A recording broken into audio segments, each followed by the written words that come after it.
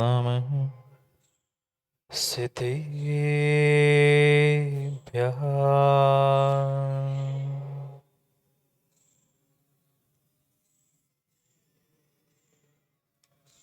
श्रीमत्परं गम्भीर स्यात्मात्मोक्षलाञ्छनम्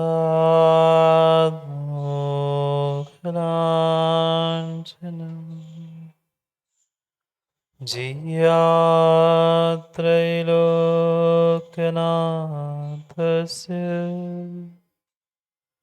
शासनं जिनशासनम्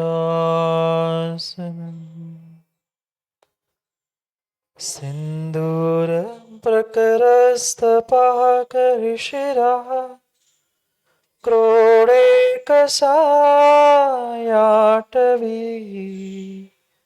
दावार्ची निचया प्रबोधदिवस प्रारंभ सूर्योदयः मुक्ति स्त्री कुच कुंभ कुंकुमरस श्रेयस्तरो पल्लव प्रोल्लास क्रमयो नखद्युतिभरः पार्श्वप्रभो पातु वः। हरिहन्ताणं नमो सिद्धाणं नमो आयर्याणं नमो वत्सायाणं नमो लोय सर्वसाहुरम्।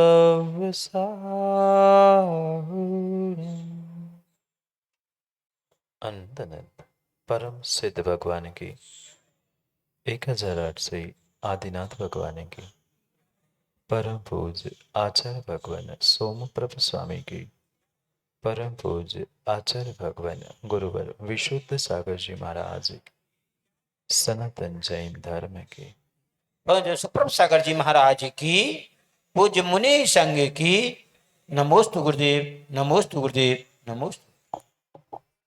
अंतिम निर्देश वर्धमान स्वामी के शासन में हमसे विराजते और उनकी यह पावन पीयूष देशना हम सभी के लिए परम उपकारी। अनादिकाल से हमारी आत्मा में जो ये जन्म जरा और मृत्यु रूपी रोग लगे, उन रोगों का उपशमन करने वाली कोई परम औषधि है तो वह एकमात्र यह जिनवाणी।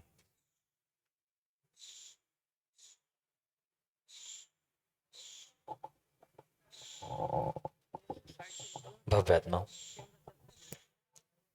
हम जीवन को संगीत बनाना चाहते थे, पर उस जीवन को संगीत बनाएं तो कैसे?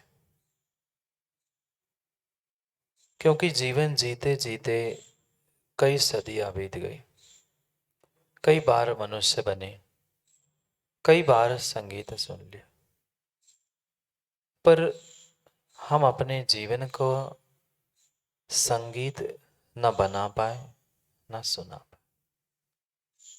मां संगीत नहीं सुना, संगीत नहीं सुना, संगीत तो सुना, दूसरे के गीत भी हमने सुने, पर हम अपने जीवन को गीत और संगीत में नहीं बना पाए। कैसे बनाना था संगीत? क्या सुबह से शाम तक, शाम से रात तक और रात से सुबह उठने तक मात्र संगीत बजाने से क्या राजीव भाई संगीत जीवन में आने वाला था? नहीं, कानों के संगीत की बात नहीं चल रही, जीवन के संगीत की, भीतर के गीत की बात थी। जो शायद कभी कानों से सुना ही नहीं देगा, किसी इंद्रियों से ग्रहण नहीं किया जा सकता, वास्तव में वह जीवन का एक संगीत बनाना था। पर क्या करें, क्या करें, क्या करें, हम उस पुद्गल के सुर ताल शब्दों को जोड़ने में लगे। किसको जोड़ा?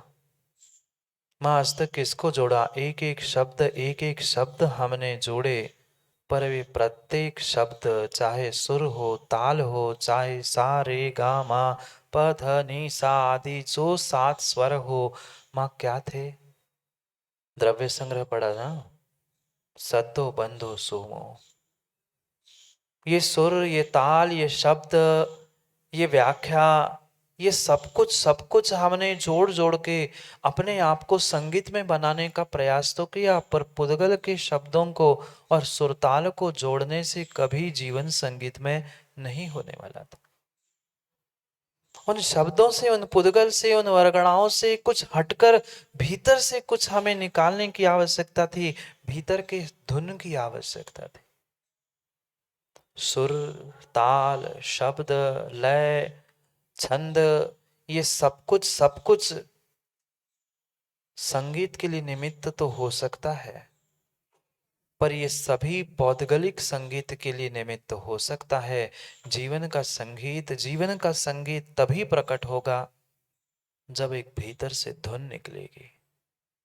भीतर से धुन निकलेगी। कौन सी धुन?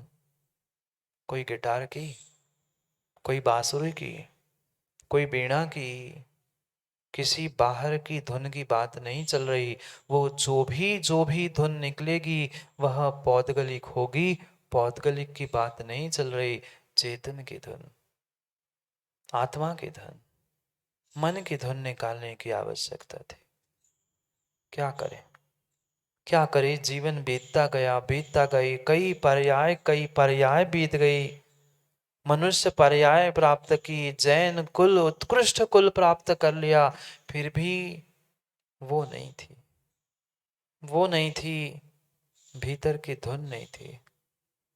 कभी कभी धुंध होकर हमने जीवन जीने का प्रयास किया? नहीं किया। पूजा पाठ की, दान धर्म किया, स्वाध्याय अध्ययन किया, सब कुछ किया, सब कुछ किया, पर कैलाश जी वो नहीं थी, वो धुन नहीं थी, वो धुन नहीं थी, वो प्यास नहीं थी, वो ललक नहीं थी, वह भीतर से धुन नहीं बज रही थी कि मुझे अपने जीवन को जी के देखना है। बहुत सारे जीव, बहुत सारे युवा आज कहते हैं हम मनुष्य बने हैं, हम सब करके तो देखें। सब करने की धुन है, पर अपना जीवन ही जीने की सुध है? हमें सुध ही नहीं तो धुन कहां से बजेगी? हमें अपने जीवन की, अपने अपने स्वयं की सुध ही नहीं है कि मैं एक इंसान हूं, एक मनुष्य हूं, मैं एक धर्मात्मा हूं। जब तक इसकी सुध नहीं है तब तक भीतर से धुन निकलने वाली नहीं है। एक क्रेजी पना होना चाहिए, एक भीतर से ललक होनी चाहिए, मुझे अपने जीवन को जीना है, मैं मनुष्य बना हूं। ऐसा कभी लगा? धन दौलत मिलती है तो व्यक्ति ये तो सोचता है मैं इतना अमीर हूं, पैसे तो खर्च करके देखो, इतना कमाया किस लिए? पैसे खर्च करने की, संगीत गीत सुनने की, दुनिया के सब काम करने की तो धुन चढ़ती है, पर मेरा जीवन जीने की धुन मुझे आज तक नहीं चढ़ी। कभी लिया आनंद जीवन जीने का? किसी प्रकार के पौद्गलिक द्रव्यों में मत उलझना। भोजन, कपड़े, धन दौलत, बिल्डिंग, ये सब कुछ पौद्गलिक हमने कई बार भोग लिया। कई बार उन पैसे कमाने की धुन चढ़ी, कभी वह डिग्री प्राप्त करने की, कभी पता नहीं क्या क्या प्राप्त करने की धुन चढ़ी। कभी ऐसे में अपने इस मनुष्य पर्याय को, एक बार सच्चे मनुष्य पर्याय को जी लूं, ये कभी धुन चढ़ी? अशोक जी धुन चढ़ी? नहीं चढ़ी, नहीं चढ़ी। और जब तक ये धुन भीतर की नहीं छिड़ेगी कि मुझे इस मनुष्य पर्याय को जीना है और आनंद में जीना है, अपने स्वयं के इस जीवन के आनंद को प्राप्त करना है, ये जब तक भाव और ये जब तक धुन नहीं चढ़ेगी, तब तक कभी भी कभी भी जीवन का आनंद आने वाला नहीं है। माँ, भोजन बनाते आप लोग? बोलो ना। भोजन बनाते हैं अच्छा कि कच्चा? कच्चा। अच्छा भोजन कब बनता है? अच्छा भोजन कब बनता है? भले ही शरीर में कितना ही कष्ट हो, कितना ही दुख हो, कितनी ही परेशानी हो, पर रिश्तेदार आए थे। कहाँ से? कहाँ से? कहीं दूसरे से नहीं, आपके पिता के घर से। पिता के घर का कितना भी दूर का आया हो, ऐसा कहते हैं, मायके का कह दूं? कह दूं? बुरी नहीं मानना, पर ऐसी कहावत है, मायके का कुत्ता भी आए तो। इंसान अभी आता है, हमारा कोई चिर परिचित व्यक्ति आता है, कितना ही शरीर में कष्ट हो, कोई मात्र शब्द भर सुन ले कि मायके से भाई आया है, सब कष्ट, सब कष्ट शरीर का पता नहीं क्यों भीतर से एक धुन होती है, मेरे मायके से कोई आया है, मैं उसे भोजन कराने वाला हूं। कितना भी कष्ट हो, सुबह से शाम तक मां मेहनत करती हो, थकती हो? नहीं, थकान होती। क्यों? क्योंकि भीतर की धुन थी, मेरे मायके से कोई आया, मेरे मायके से कोई आया, मुझे भोजन करना है, मुझे भोजन करना है। कभी ऐसी धुन मुझे अपने जीवन के प्रति लगी कि मैं अपने मनुष्य जीवन को जीना चाहता हूं? नहीं। तभी तो थकते हैं, हैरान होते हैं, परेशान होते हैं, दुख के दिनों में रोते हैं, सुख के दिनों में हंसते हैं, बिलखते हैं। भीतर की उस स्थान को छेड़ दो, भीतर के उस धुन को प्राप्त कर लो। मुझे जीवन जीना है एक बार, मात्र एक बार, मात्र एक बार, मात्र एक बार में साथ जीवन जी के देख लेना। ऐसा अलौकिक आनंद इस मनुष्य पर्याय के जीवन में है, सच्चे धर्मात्मा के जीवन में है, जिसे शायद आज तक आपने प्राप्त ही नहीं किया। ढोते रहे, ढोते रहे, ढोते रहे, मात्र वजन को ढोते रहे, सब कर्तव्यों का तो पालन किया। ऐसे भी धर्मात्मा है, सुबह से शाम तक एक एक कर्तव्यों का पालन कर रहे हैं, कहीं समय में चूक नहीं हो रही, कहीं समय में चूक नहीं हो रही। पर भैया जी, ये कभी भीतर से धुन चढ़ी कि मैं सामायिक कर रहा हूं तो पता नहीं चला 4 घंटे सामायिक में बैठा। घड़ी सामने रहती है, 48 मिनट हो गए कि 50वें मिनट में हम स्थान बदल लेते हैं। ये कर्तव्यों का पालन चल रहा था, ये मात्र पंडित जी ड्यूटी चल रही थी, फॉर्मेलिटी चल रही थी। जीवन के आनंद को, जीवन के उस आनंद के क्षणों को प्राप्त करने की कोई धुन थी ही नहीं। आवश्यकों को ढोड़ा नहीं। ऐसे भी जीव है, धर्मात्मा है, जो आवश्यकों का प्रतिदिन प्रतिपल पालन कर रहे हैं, पर कभी उन आवश्यकों के भीतर की संवेदनाओं को, भावनाओं को और आनंद को भी प्राप्त करने का प्रयास करो ना। घंटों घंटों व्यक्ति बैठ जाता है, घंटों घंटों व्यक्ति बैठ जाता है, पर क्यों कर रहा है, कैसे करना था, उसका बोध ही नहीं है। क्योंकि हमने ये सब ड्यूटी मान के रखी है, फॉर्मेलिटी मान के रखी है। हमने श्रावक कुल में, जैन कुल में जन्म लिया है, तो हमें ये दान, पूजा, स्वाध्याय, तप आदि आदि करना है, ये हमारे पूर्वजों ने बताया, सो हम कर रहे हैं। क्यों? पता नहीं, पता नहीं, पता नहीं, पता नहीं। माँ, कितने वर्ष हो गए निर्ग्रंथों को दान देते देते? कितने वर्ष हो गए भगवान की पूजा करते करते, जगह जगह पे दान करते करते? सिंह जी, कितने वर्ष हो गए? 55 तो बीते ही गया ना। बचपन नहीं, 55 पूछ रहा, 55 तो बीते ही गए। पर कभी वह मुनिराज के अंजलि पर कोई सामग्री रखते रखते आंखों से झरझर पानी बहा? कभी भगवान के मस्तिष्क पर एक कलश ढालते हुए भीतर का मन मयूर नाच उठा, मुकेश जी, कि मैंने 3 लोक के नाथ की प्रतिमा का अभिषेक किया, मैंने 3 लोक के नाथ के चरण स्पर्श किए? ये भाव कभी रोमांचित होके मेरे भीतर से प्रकट हुए? ये जो रोमांचित होना था, ये भीतर की आह्लादित होना था, यही तो जीवन की धुन थी और यही तो जीवन का संगीत था। जैसे ही संगीत बजता है, वह जोर से डीजे बजता है, जाके देख लेना, वह आसपास पे रखे हुए टीन तक हिलने लगते हैं। वो बजता है तो वह इतनी दूर टीन बजता है, अगर हमारे भीतर धुन बजेगी तो हमारा भी कर्म बज के दूर हो सकता है। पर वैसी धुन, वैसा संगीत और वैसे रोमांच इन कार्यों में भी तो होना चाहिए। रोमांचित होते आए, ऐसा नहीं है कि रोमांचित नहीं होते आए, पर प्रत्येक प्रत्येक रोमांच हमारा मात्र हमने विषय कषायों से जोड़ के रखा था।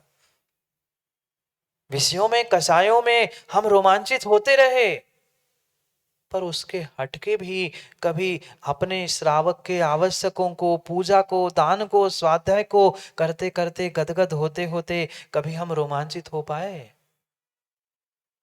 कभी घंटों घंटों बैठ के परमात्मा से बातें की? नहीं की। हमें तो फुर्सत ही नहीं, हम तो भागते हैं मात्र मशीन के घड़ी के कांटों पे, इतने बज के इतने मिनट पे इतने की इतनी ट्रेन पकड़नी, इतना भागना है, खत्म काम। सुबह से शाम तक पूरा टाइम टेबल बना के रखा है, बाकी सबका स्वयं का कुछ टाइम टेबल नहीं है। कभी तो अपने भीतर की उस धुन को निकाल लो, धुन बनाने को, धुन चढ़ाने का प्रयास करो कि मुझे जीवन जीना है, भोगों में नहीं। भोगों को तो जिया, विषयों को प्राप्त कर लिया, कषायों को भी हमने भोग लिया, पर मुझे अपने अपने आप को, अपने आनंद को भोगना है। ये भी तो कभी भान कर लो, ये भी तो कभी सुध प्राप्त कर लो। ये भान, ये सुध तब जब आएगी, तभी तो भीतर से ये धुन निकलेगी कि मुझे भी इस मनुष्य जीवन को जीना है।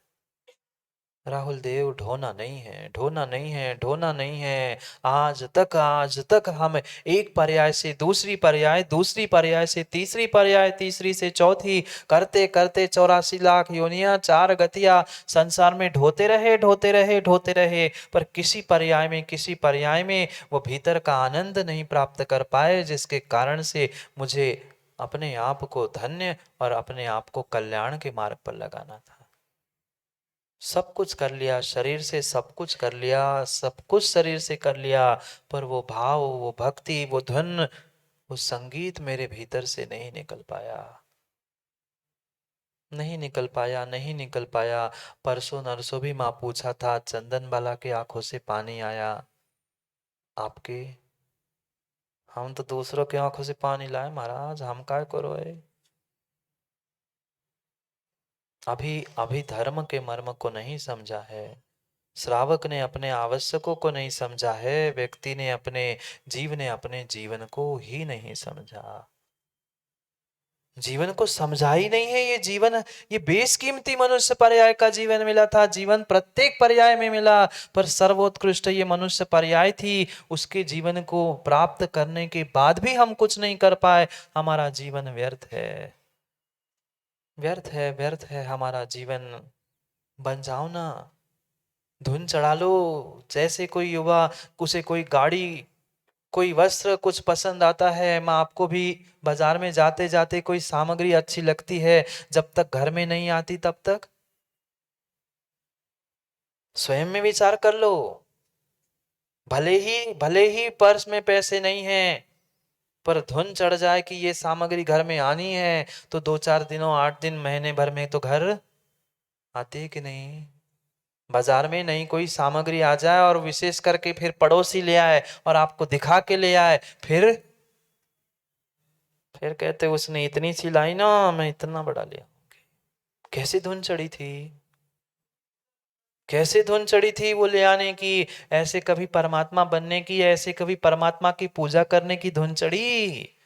परमात्मा बाद में बनोगे, परमात्मा बाद में बनोगे, पहले परमात्मा की पूजा करने की भी धुन चढ़ी क्या? नहीं। उठाया इधर से, इधर स्वाहा, इधर से उठाया, इधर से स्वाहा। हमने तो खुशियां मनाई, हम तो पता है आज 10 पूजा करके आए, तुमने कितनी की? हम तो 25 महाराज को हार दे के आए, तुम एक ही महाराज को हार दे आए। रिकॉर्ड बना रहे हैं, ये रिकॉर्ड बनाना, ये ड्यूटी के काम करना, ये फॉर्मेलिटी करना, ये जीवन का आनंद है ही नहीं। क्यों नहीं आनंद आया? क्यों नहीं आज तक आनंद आया? क्योंकि भीतर से वो तार नहीं बज रहे थे, भीतर से वो धुन नहीं निकल रही थी, जिस धुन को लेकर हम अपने जीवन को अच्छा करने का प्रयास करें। प्रति समय हमें प्रमाद सताता है, आलस सताता है। रहन तो दो, आज नहीं कल कर लेंगे। महाराज तो ऐसे गुरु कहते ही रहते हैं, कल से देख लेंगे, परसों से देख लेंगे। आज पानी गिर रहा था, कल गर्मी हो रही थी, परसों ठंड लगेगी, बुखार आएगा, सो जाएंगे। निकल गए जीवन के दिन, निकल गए जीवन के दिन, पता ही नहीं चला हम क्यों, क्या, किस लिए कर रहे थे। क्या एक एक गजब की बात सोमप्रभ स्वामी सिखा रहे हैं। सीख लो, सीख लो, जीवन जीने की कला सीख लो। कार्य वही करना है, कार्य वही करना है, मात्र कार्य करने के तरीके को बदलना है, कुछ नहीं बदलना। पूजा, दान, स्वाध्याय, तप, ये सभी आवश्यकों को करना है, पर करते करते करते करते जो आज तक हम उस क्रियाओं में मात्र आदी होके रह गए ना, उससे हटकर कुछ उसके तरीके को बदलने का प्रयास करो। माँ, आप भोजन बनाते बदलते हो क्या? भोजन बनाते हो तो रोज भोजन बदलते हो? भोजन की सामग्री बदलते हो कि भोजन बनाने का तरीका बदलते हो, भोजन परोसने का तरीका बदलते हो? तरीका बदलने से ही भोजन का स्वाद, बोलो ना, नहीं बदलता, बदल जाता है। वही दाल, वही सब्जी, सब कुछ होने पर भी कौन सी सामग्री कब डालने पर क्या स्वाद आता है, इतना विवेक है कि नहीं? स्वाद बदलता है माँ, बदलता है कि नहीं? पहले तेल, पहले वगार, पहले कढ़ाई में क्या डाला जाता है, उस पर उसका स्वाद बदलता है। दाल बनते ही वगार डला है तो उसका स्वाद अलग आता है, और उबली दाल में पुनः वगार डाल दो, उसका स्वाद नहीं आता? आता है, आता है, आता है। उसमें तो प्रतिपल हमारे पास विवेक है, पर हम अपने जीवन जीने के बारे में, अपने स्वयं की उन आवश्यकों के बारे में श्रावक बनने के बाद भी क्यों नहीं समझ पा रहे हैं? क्रियाओं को छोड़ना नहीं है, क्रियाओं को किसी प्रकार से छोड़ना नहीं है, मात्र क्रिया करने के तरीकों को बदलना है। देव शास्त्र गुरु, सच्चे देव शास्त्र गुरु वही रहेंगे, उनकी पूजा वही रहेंगी जिसके माध्यम से आज तक किए गए पापों का प्रक्षालन होगा। पर विधि तो बदल लो, विधि तो बदल लो, विधि तो बदल लो। पर हम विधि नहीं बदलना चाहते, अपनी सोच ही नहीं बदलना चाहते, मात्र पढ़ते हैं यह विधि ठाड़ो, पढ़ तो लिया, पढ़ तो लिया, पढ़ तो लिया, पर कितने ठाड़े मुकेश जी? यहाँ तो पढ़ रहे यह विधि ठाड़ो होय के, प्रथम पढ़े जो पाठ, और द्रव्य सजा रहे हैं। कोई बैठा है, कोई घूम रहा है, और क्या कह रहा है भगवान से? भगवान यह विधि ठाड़ो होए के, इस प्रकार से खड़े होके, खड़े तो है ही नहीं, ठाड़ा तो है ही नहीं है, घूम रहे और कह रहे हम भगवान खड़े हैं। कर क्या रहा है, कर क्या रहे, कर क्या रहे? यहाँ सोमप्रभ स्वामी बार बार समझा रहे, अरहंत प्रभु की, जिनेंद्र भगवान की पूजा करने से संसार क्या, संसार क्या, संसारातीत के भी सुख तुम्हें मिल सकते हैं। पर कितने संसार के सुख मिले, मैं पूछना चाहता हूँ। एक एक में बता रहे हैं, जितनी निरोगता, जितनी निरोगता तुम्हें आज दिख रही है, विश्वास मानना मां, जितने जीव आज वृद्धावस्था में भी निरोग दिख रहे हैं, कहीं ना कहीं पिछली पर्याय में जिनेंद्र भगवान की श्रद्धा से, भक्ति से पूजा की होगी, अरिहंत की पूजा की होगी, उसका ही साक्षात प्रतिफल है कि वर्तमान में निरोगता दिख रही है। देखो वे 80-80, 90-90, 95-95 साल के दादा बिना लाठी के सहारे के घूम रहे हैं। 55 के लोगों के तो दांत निकल गए, हाथ निकल गए, फिर वे 95 के भी हो गए, अभी भी दांत और बाल साबुत है। क्यों? क्यों? क्या उनके जैसे श्रद्धा भक्ति भावों के साथ पूजा आपने की थी क्या? नहीं कर पाए थे। हम तो व्यवहारिकता निभाते हैं, वेदी की और भगवान की व्यवस्था बनाने के लिए हम मंदिर पहुंचते हैं। हम नहीं जाए सो वेदी सूनी रह जाए, भगवान खाली बासे रह जाए। भगवान को जरूरत नहीं है तुम्हारे अभिषेक की, नवाने की। वे तो बन गए, हमें अपने पापों को नवाना था, अपने आप को नवाना था, अपने पापों का प्रक्षालन करना था। भगवान की धूल झड़ाने के लिए मत जाओ, अपनी धूल झड़ाने के लिए जाओ कर्मों की। क्या करे, आज का जीव पंडित जी धर्मात्मा कम और धर्म का ठेकेदार ज्यादा बन रहा है। बुरी नहीं मानना, और मान जाओ सुक्का कर ले राहुल, मैं तो निष्ठापन होके तो भगा ही जाऊंगा, सो कर लो जो करने हैं सो। पर परम सत्य है, माँ धर्मात्मा बनो, धर्म के ठेकेदार मत बनो। व्यवस्था हमें व्यवस्थित करने के लिए थी, पूजा पाठ दान ये सब कुछ मेरे लिए बताया गया था, स्वयं के लिए बताया गया था, भगवान की वेदी को राखने के लिए नहीं, उसकी रक्षा के लिए नहीं। बहुत सारे लोग आके कहते महाराज जी क्या करे, हमारे गांव में 2 ही से घर है, अब हमें ही करना पड़ता है। भाई ये सौभाग्य मानना चाहिए था या हो भाग्य मानना चाहिए था कि तुम्हें भगवान की वेदी का पूरा प्रक्षालन, पूरा सब कुछ मार्जिन करने मिल रहा है। हम रोते हैं, हम ही होते हैं ना पूरे मंदिर में, हम ही द्रव्य धोते, हम ही करते, कितना सौभाग्य। अरे करने वाला पूजा तो 10 मिनट करके चला गया, तूने 1 घंटे पहले से तैयारी की, शुभ क्रिया की, शुभ भाव किए, तुमने तो असंख्यात कर्मों की निर्जरा बिना पूजा ही कर ली थी, वो कितना सौभाग्य तुम्हें मिला था। हम रोते, हमें पानी भरना पड़ता है, हम ही द्रव्य लगाते हैं, हम ही थाली लगाते हैं। ये सौभाग्य का क्षण था, सौभाग्य के समय था कि हमें इतना बड़ा सौभाग्य मिला कि पूरी मंदिर की व्यवस्था हम कर रहे हैं।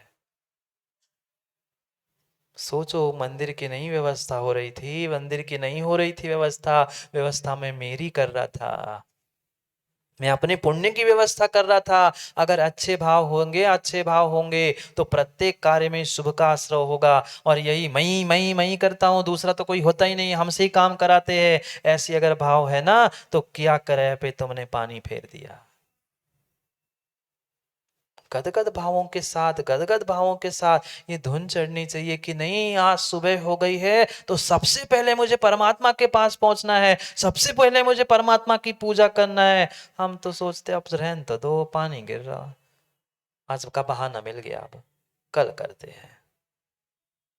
नहीं, भीतर से आवाज आनी चाहिए कि मैं जैन हूं, मैं जैन कुल में जन्मा हूं, तो कम से कम जिनके नाम पर मैं जैन लिख रहा हूं, जिनके नाम पे मैं जैन कुल में जन्मा कह रहा हूं, कम से कम सुबह उठकर पहले उनका उपकारों का बदला चुकाने के लिए पूजा करने ही पहुंचू।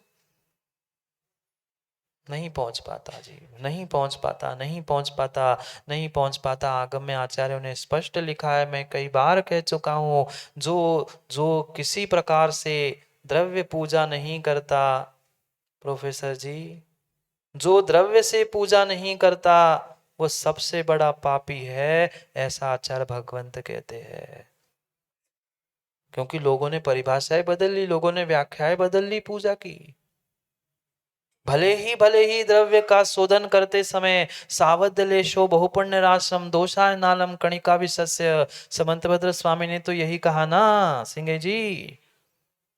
थोड़ी सी सावध लेशा से आपको कथनचित किंचित दोष तो लगेगा, पर तुम्हारे परिणाम भद्र है, तुम्हारे भाव भद्र है।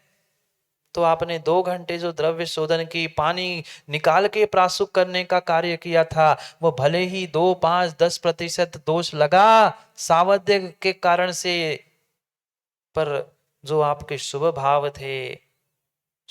थे उससे आपने अचिंत्य पुण्य का आश्रय कर लिया था। क्योंकि कितने ही बड़े समुद्र में एक आध बूंद भी जहर मिल जाए तो समझ में नहीं आती, पर ऐसे भाव होते कहाँ हैं हमारे।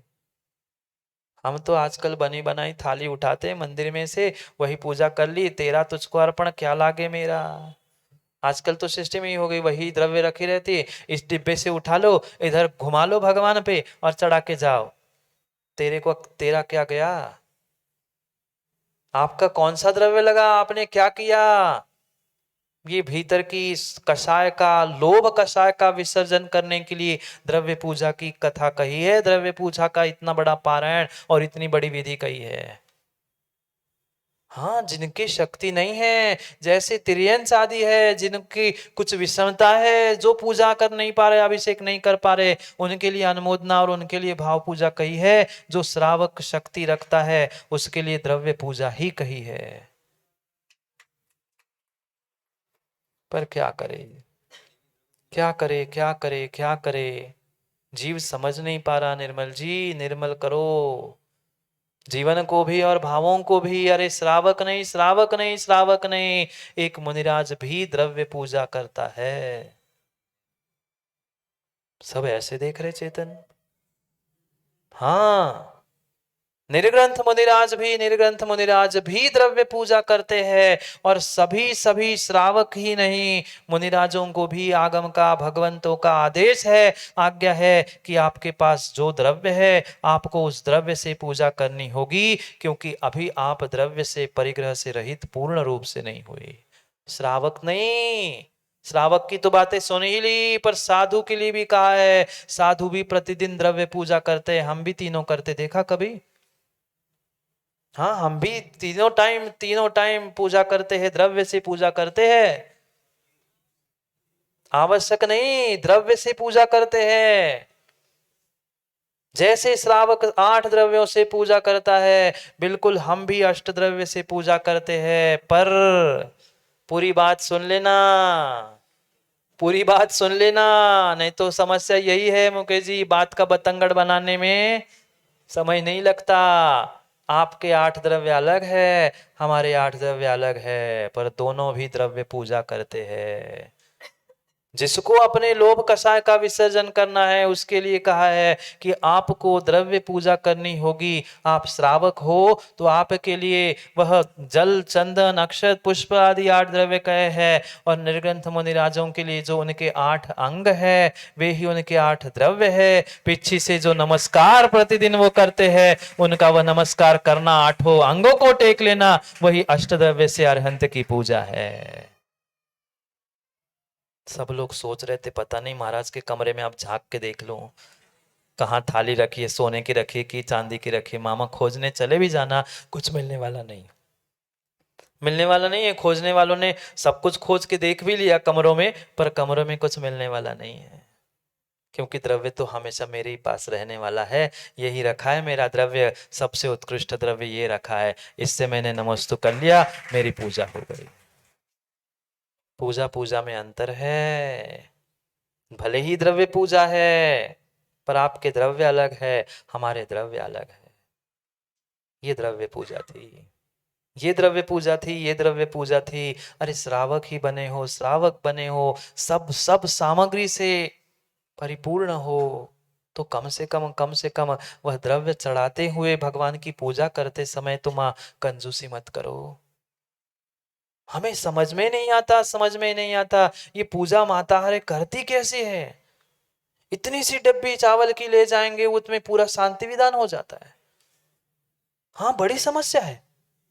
हम तो देखते हैं चौके में भी वो इतने 2-2 चावल बीन बीन के वो चावल चढ़ा दिया। अक्षय पद, अखंड अक्षय पद प्राप्त है। 2 चावल निरोपा में 30 स्वाहा, 2 पुष्प निरोपा में 30 स्वाहा। भाई थाली भर के रखिए, पर चढ़ाएंगे कितने? 2-2 4-4 चावल उठा के चढ़ाएंगे। और जब पूरी पूजा हो जाएंगी, जयमाला के लिए फिर थाल चढ़ा रहे। भाई चढ़ा ही रहे थे तो एक साथ मुट्ठी भर चढ़ाते ना।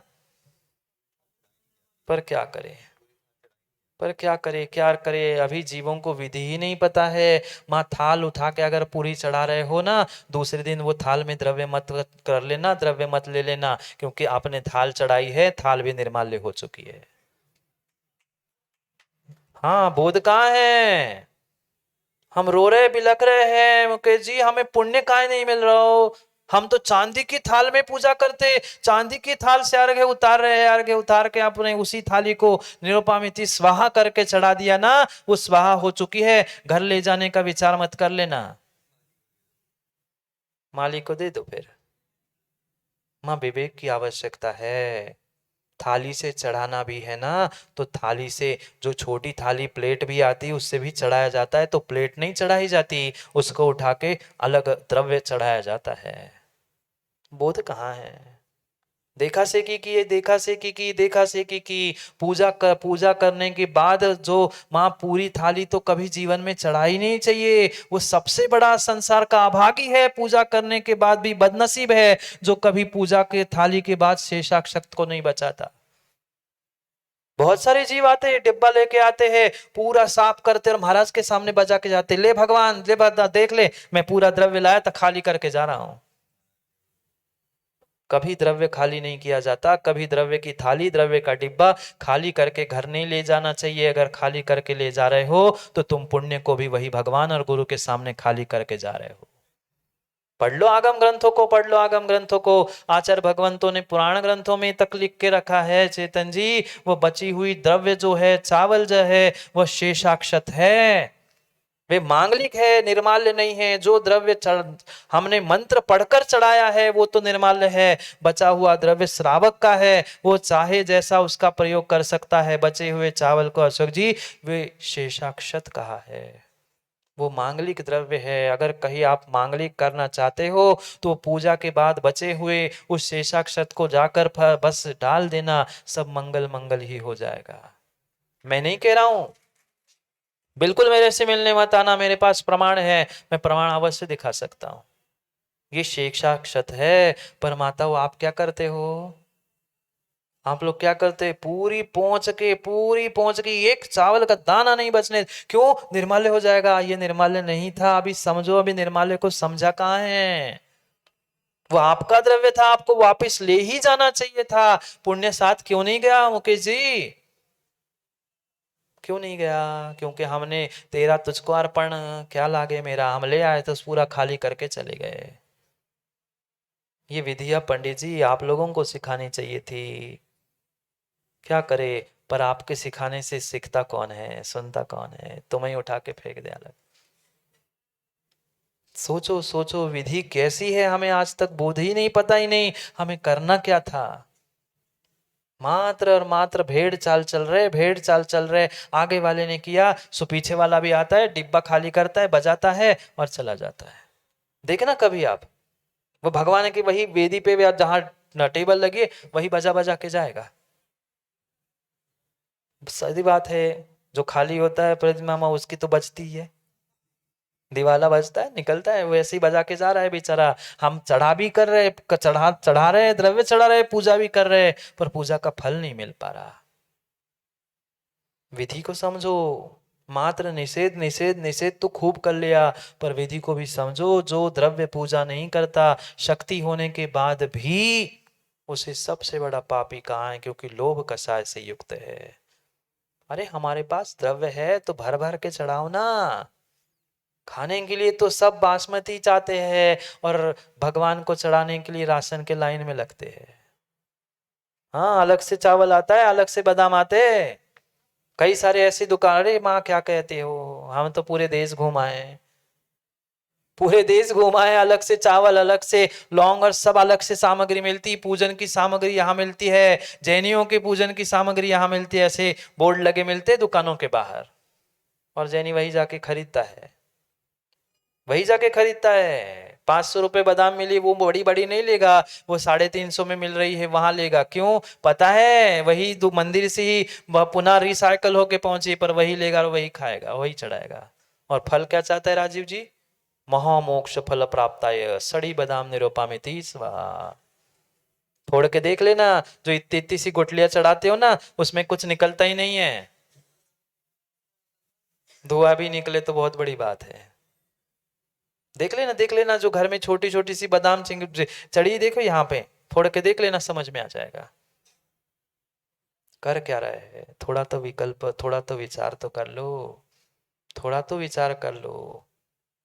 पूजा करने से अचिंत्य फल मिलता है, मोक्ष मिलता है, स्वर्ग मिलता है, यशा कीर्ति मिलती है, निरोगता मिलती है, धन संपत्ति मिलती है। हमें क्यों नहीं मिली? ऐसे करोगे तो कहां से मिलेगी, ऐसे करोगे तो कहां से मिलेगी? खाने के लिए तो बढ़िया बढ़िया चुन चुन के बासमती चावल चाहिए, और यहाँ घिस घिस के टुकड़े टुकड़े हो गए। अब चढ़ा रहे अक्षय प्रद प्राप्ताय टुकड़ा निरूपा में स्वाहा। खोजो अपनी स्वयं की परिणति को, खोज लो, अपने आप को खोजने का प्रयास करो, अपनी गलती को पहचानने का प्रयास करो। भगवान तो लिखते, भगवान जिनेंद्र की भक्ति करने से संसार के जितने विघ्न हैं, जितने पाप है, जितने कष्ट है, तत्क्षण में नष्ट जाते हैं, नष्ट विनष्ट हो जाते हैं। पर हम तो कब से कर रहे हैं महाराज जी, 55 गया, बचपन गया, 95 भी गए, पर हम टस से कितने ज्ञानी मस्त नहीं हो पाए, कह रहे क्या करे, हुए ही नहीं महाराज, टस से मस नहीं हो पाए। हमारा इतना इतना इतना सा सर दर्द भी ठीक नहीं हो पाया। क्यों? क्योंकि कहीं ना कहीं हमारी भावों में, हमारी भक्ति में, भीतर की धुन में कमी है। कहीं ना कहीं कमी है। भक्ति जिणवराणम खविय पूर्व संचयम कम्मम। पूर्व में संचित जो जो कर्म है वे भगवान अरिहंत की भक्ति करने से, भक्ति भाव से पूजा करने से तत्क्षण में नष्ट हो जाते हैं। कौन से बड़े बड़े रोग कहाँ लगते हैं भगवान की पूजा और आराधना के सामने। पर वैसा श्रद्धान, वैसी भक्ति और वैसे परिणाम और वैसी भीतर की धुन भी तो हो। धुन भी तो हो, पर क्या करे, हमें तो तनक तनक में बहाने मिलते हैं। आज ऐसा हुआ, वो वेदी पे ऐसा हुआ, उसने टोका, उसने मना किया। सामने लाश पड़ी है, सामने लाश पड़ी है, सामने लाश पड़ी है, पर फिर भी वह जीव टस से मस नहीं हुआ।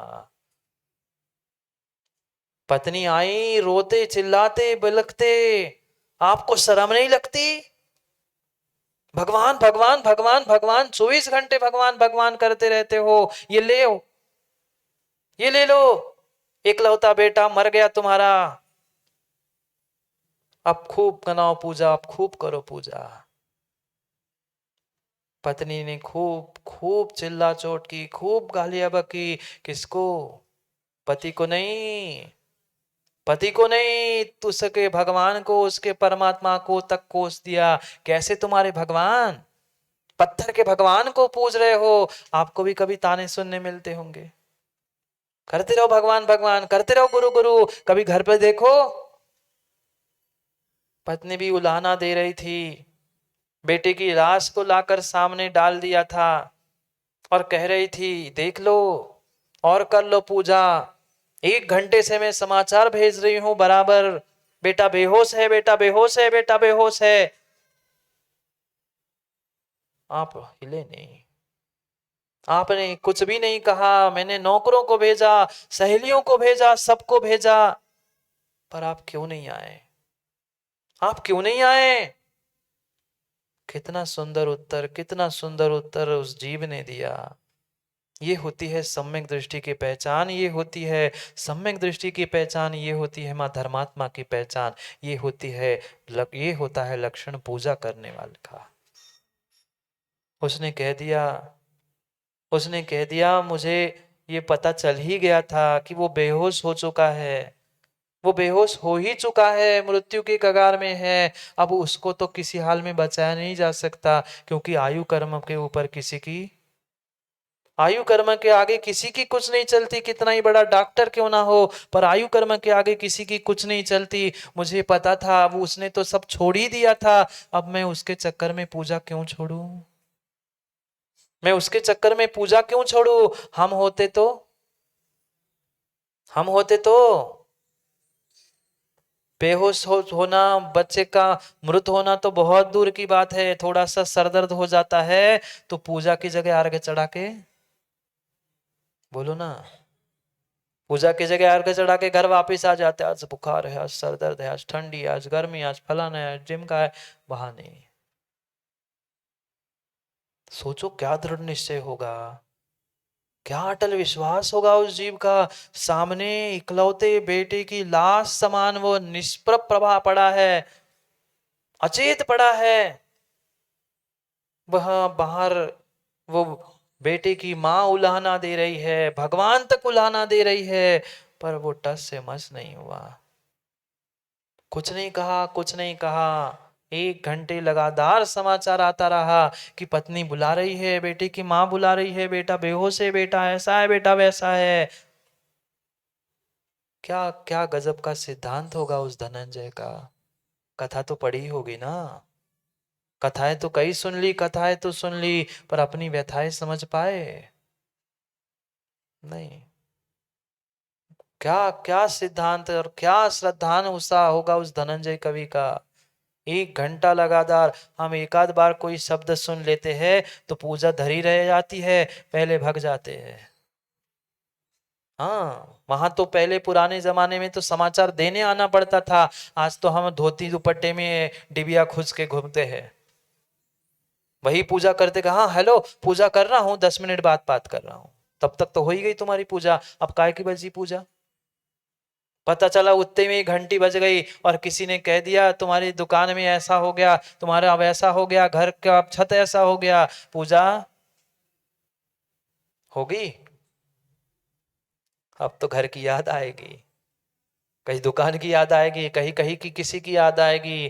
क्या दृढ़ श्रद्धा, क्या भक्ति, क्या समर्पण होगा। सोचो विचार करो, सोचो विचार करो, क्या समर्पण होगा इस जीव का। हर जीव यही चाहता है, मुझे कुछ मिलना चाहिए, मैं गुरु की सेवा कर रहा हूं, मैं प्रभु की सेवा कर रहा हूं, मैं इतनी व्यवस्था कर रहा हूं, मुझे बदले में क्या मिला। यही यही सोचने के कारण हमें आज तक कुछ नहीं मिला, नहीं मिला, नहीं मिला। ये पंक्ति दूसरों के लिए सुनाने के लिए माँ जैसे दोहराते हो, अपने लिए भी तो कभी दोहराओ ना। हम न सोचे, हम न सोचे हमें क्या मिला है। याद आ गई।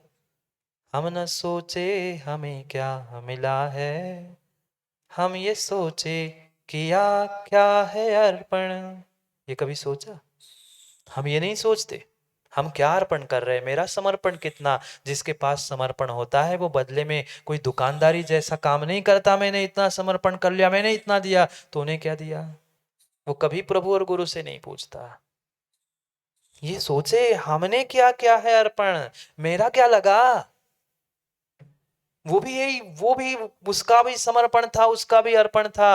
वो ये नहीं सोच रहा था प्रभु मैं इतना इतना इतना सब कुछ कर रहा हूं, इतना सब कुछ कर रहा हूं, मुझे बदले में कुछ दो। प्रभु से कुछ नहीं मांगा। चाहता तो आप जैसा कोई होता राम जी तो वो बहुत कुछ मांग लेता।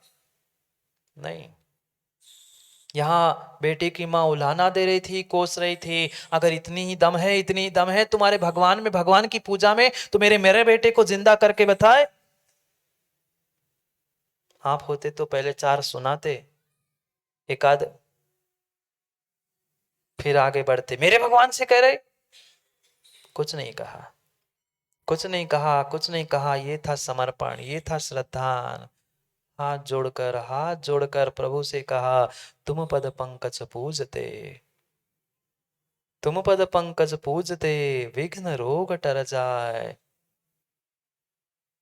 नहीं पढ़ा, कई बार पंक्तियों को पढ़ा, पर कभी उनके भावों तक पहुंचे।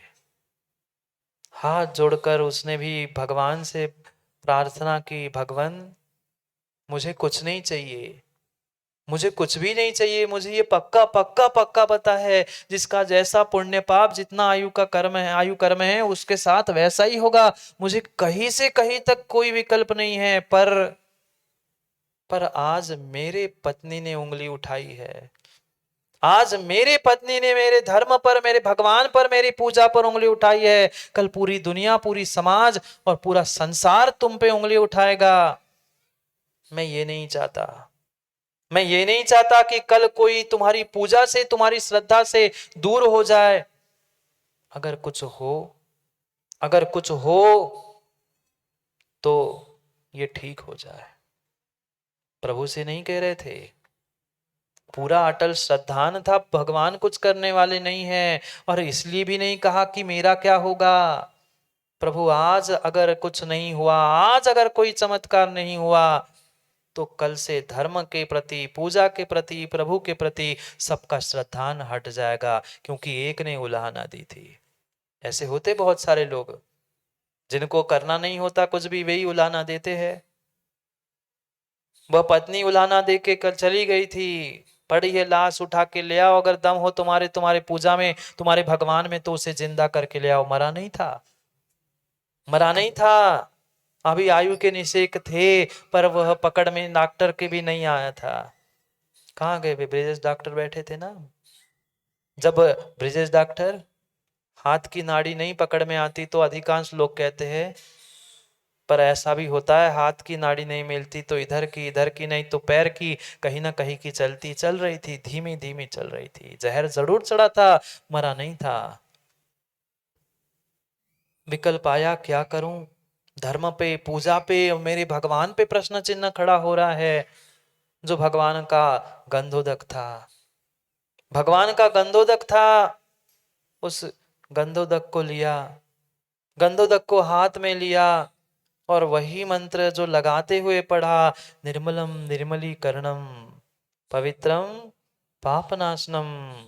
ये मंत्र पढ़ते पढ़ते चंद छींटे उस गंधोदक के उस पे डाल क्या दिए, वहां चमत्कार हो गया। भगवान ने चमत्कार नहीं किया। ये बहुत अच्छे से समझ लेना, भगवान चमत्कार नहीं करते। हमारे भगवान भगवान बन गए, पर भगवान के जो सच्चे भक्त होते हैं ना, वे ही ऐसे चमत्कार के लिए सहयोग करते हैं। वह गंधोदक छिड़का, पूजा का थोड़ा सा जो शेषाक्षत बचे थे वह शेषाक्षत उसके ऊपर डाल दिए। वह बच्चा खिलखिलाता हुआ उठ के बैठ गया। कभी आप उठ पाए? मरे हुए बेहोश हुए की बात नहीं चल रही है, हम जीते जीते उठ पाए क्या? नहीं। सोचो, विचार करो। जिनेंद्र भगवान की पूजा से कोई कोई ऐसा कार्य अछूता रहता ही नहीं है, संसार का हो या संसारातीत होने का हो। पुनः वही बात 11 नंबर के श्लोक में सोमप्रभ स्वामी कह रहे हैं। समय हो गया है, पढ़ो 11 नंबर के श्लोक को पढ़ने का। पढ़ते हैं, सबके सामने ग्रंथ है, पढ़ने का प्रयास करो। कदाचित कदाचित्रांग कदाचित्रांग कदाचित्रातंक, पढ़ो कदाचितांग कुपित इव पश्यद्भिमुखम विदूरे दारिद्रम चकितमिव नश्यन्नुदितम् विरक्ताकान्तेव त्यजति कुगति संगमुदयो न मुञ्चत्यभ्यर्णम्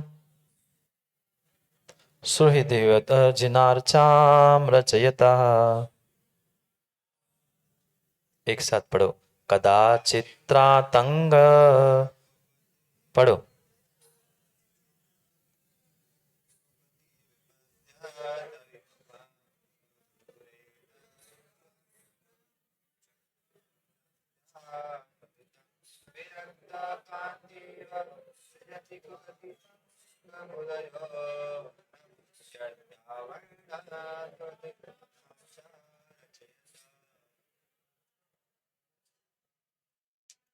पढ़ने में दिक्कत हो रही है, जीवन में उतरेगा कैसे? कदाचित्रांतंग कुपित एव पश्यन्त विमुखम। जो जो जिनेंद्र भगवान की पूजा करता है, जिनर्चा रचयता, जो जीव जिनेंद्र भगवान की पूजा करता है, जिनेंद्र भगवान की पूजा रचता है, वह क्या करता है? ता आतंक कुपित इव कदाचित अभिमुखम न पश्यति। क्रोध से आतंक डूबा हुआ, तीव्र तीव्र तीव्र क्रोधी भी कोई व्यक्ति हो, वो उसके सामने टिक नहीं सकता, टिक नहीं सकता। कितनी भी बड़ी उसकी क्रोध की ज्वाला क्यों ना हो, पर क्रोध की ज्वाला के सामने वह पूजा करने वाला नहीं आ सकता। पूजा करने आने वाले के सामने वह क्रोध से जलने वाला व्यक्ति आ ही नहीं सकता। अरे क्रोध की क्या साक्षात सत्य घटना है, बताऊं क्या? समय तो हो गया है, बता ही देता हूं। आचार्य भगवंत विशुद्ध सागर जी जब बालक थे, लला थे, रूर ग्राम की वह छोटी सी घटना प्रतिदिन पूजा करते थे। प्रतिदिन वह छोटा सा बालक पूजा करने जाता था, लौट के आता था। बहुत सारे जीव तो उन्हें पंडित ही के नाम से पहचानने लगे थे। अन्य लोग, इतना छोटी सी उम्र में धोती दुपट्टा पहन के मंदिर जाना, पूजा करना, वापिस आना, ये सामान्य बात थोड़ी थी। प्रतिदिन पूजा करने जाते थे, प्रतिदिन पूजा करने जाते थे। लोगों को यही पता था कि ये शायद कोई पंडित है, कोई पिछले जन्म का तीव्र पुण्यात्मा है। एक बार ऐसा ही हुआ, एक बार ऐसे ही हुआ। प्रतिदिन पूजा करते हुए अपनी थाली अपने शेषाक्षत के साथ अपना द्रव्य वापस थोड़ा घर ले ही आते थे। अचानक अचानक अचानक एक दिन ऐसी ऐसी कुछ घटना घटी, ऐसी कुछ घटना घटी कि नगर में के पास में बाहर जो अनाज गल्ला रखने का स्थान होता है, खलियान जिसे कहते हैं, वहां पर अचानक से आग लगी। सब प्रकार से प्रयास किया गया, सब प्रकार से प्रयास किया गया कि अग्नि बुझी जाए, पानी डाला, सब कुछ किया, पर अग्नि नहीं बुझी। क्योंकि वैसी ही उनकी चर्चा थी। लोग दौड़ते भागते पहुंचे, लला लला वहां खलिहान में आग लगी है, कुछ तो कर। उनको तो यही पता था शायद यही पंडित है, यही कुछ कर लेगा। अब आचार्य को, मतलब लला को, राजेंद्र को तो कुछ पता ही नहीं था क्या करना पड़ता है, क्या तंत्र क्या मंत्र, कुछ नहीं पता। पर ये जरूर पद्म पुराण में पढ़ा था, शेषाक्षत के द्वारा सब मांगलिक काम होता है। जो दो चार लौंग के टुकड़े, दो चार लौंग, दो चार चावल पड़े थे, उसको थाली से निकाला। अब सबके सामने कुछ तो करना ही पड़ेगा, कुछ तो करना ही पड़ेगा। भक्तांबर पड़ा हो, नमोकार पड़ा हो, जो भी कुछ चोर दो चार मंत्र पड़े, और उन्होंने हाथ में पकड़ा दिए, जाओ ये डाल दो। वे दौड़ते गए, नगर के वासी उस जो दो चार लौंग थे, चार छह दाने से साक्षात के बचे थे, वे जाके जैसे उस अग्नि पे डाल दिए, वह 10-15 मिनट नहीं लगे कि अपने 2 मिनट में शांत हो गई। ये जीवंत उदाहरण है भगवान की पूजा के उन द्रव्यों का। तो क्रोधाग्नि कहाँ सामने लगेगी? जब जलती हुई अग्नि बुझ जाती है, फिर तो क्रोधाग्नि से जलने वाला तो सामने सन्मुख आ ही नहीं सकता, आ ही नहीं सकता, आ ही नहीं सकता। विदुरे दारिद्र्यम चकितमिव नश्यत्तु नुपितत्। क्या कह रहे हैं? जो दरिद्रता से चकित हुआ पुरुष के समान प्रतिदिन दूर से ही नाश को प्राप्त हो जाती है, दूर से ही दरिद्रता भाग जाती है। क्रोधित व्यक्ति सामने नहीं आता, दरिद्रता बाहर दूर दूर से ही निकल जाती है। आज जैन कुल में जन्मने के बाद भी जीव दरिद्री और गरीबी में जी रहा है, कहीं ना कहीं पूजा और भगवान की भक्ति से विमुख है, इसी कारण से दुखी है। कोई क्रोधी व्यक्ति सामने आ नहीं सकता, दरिद्रता छू नहीं सकती, दूर से ही नाश को प्राप्त हो जाती है। कुगति विरक्ता कांतेव संग त्यजति। कुगति रूपी, कुगति जो है, कुगति यानी नरक गति, तिर्यंज गति ने कुगति कहते हैं, कुयोनिया कहते हैं। उन ये कुयोनिया, कुगतिया विरक्त स्त्री की तरह छोड़ के चले जाती है।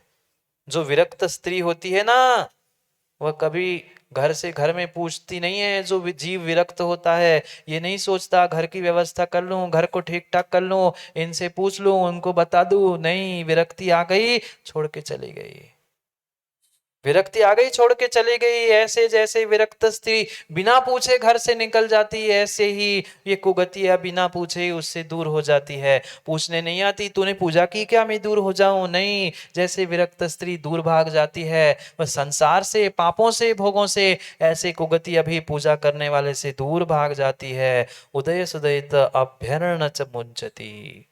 महान पुण्य का उदय हो जाता है, जो मित्र के समान कभी कभी कभी साथ नहीं छोड़ता। कौन? पुण्य। वे जितने दुर्भाग्य है, रोग है, बीमारी है, वो तो कोसों दूर भाग गई।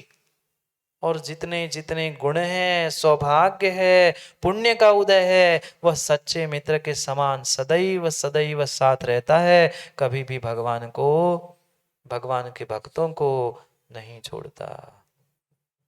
जाओ, छोड़ने का समय हो गया, मेरा तो हो ही गया। भाग लो माँ, भाग लो, पूजा में भाग लो। अचिंत्य अचिंत्य फल है। हम न सोचे हमें क्या मिला है, हम ये सोचे किया क्या है अर्पण। हम क्या अर्पण कर रहे हैं राजीव भाई, इसके बारे में हम सोचे। समय हो गया है, भाग लो, इधर नहीं, भाग लो, जीवन में भाग लो, नहीं तो जीवन से भागना पड़ेगा। समय को समय पे पुनः समझने का प्रयास करेंगे, क्योंकि समय आज का पूर्ण हो। कल पुनः समय पे मिलते हैं, क्योंकि समय पे किया गया काम समय को दिलाता है। बोले भगवान महावीर स्वामी।